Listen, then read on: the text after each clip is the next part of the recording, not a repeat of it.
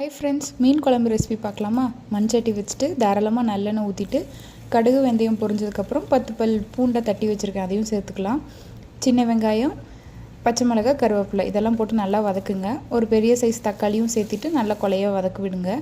இப்போது ஒரு பேஸ்ட் அரைச்சிக்கலாம். அது 1/4 மூடி தேங்காய், சின்ன வெங்காயம், 1 ஸ்பூன் மிளகு, 1 ஸ்பூன் ஜீரகம் இதெல்லாம் சேர்த்து ஃபைன் பேஸ்ட் அரைச்சி ஒரு பாத்திரத்தில் மாற்றிக்கலாம். அது கூடவே 3 ஸ்பூன் குழம்பு மிளகாய்த்தூள், 1/4 டீஸ்பூன் மஞ்சள்தூள், 1 ஸ்பூன் தனி மிளகாய்த்தூள், 1 ஸ்பூன் தனியாத்தூள் இதெல்லாம் சேர்த்துட்டு அந்த மசாலா கூடயே போட்டு பச்சை வாசனை போகிற அளவுக்கு நல்லா வதக்கி விடுங்க. இப்போ ஒரு நெல்லிக்காய் சைஸ் புளியை கரைச்சி அந்த தேங்காய் பேஸ்ட் கூடயே சேர்த்திக்கலாம். இப்போ தேவையான அளவு உப்பு போட்டு நல்லா கொதிக்க விடுங்க.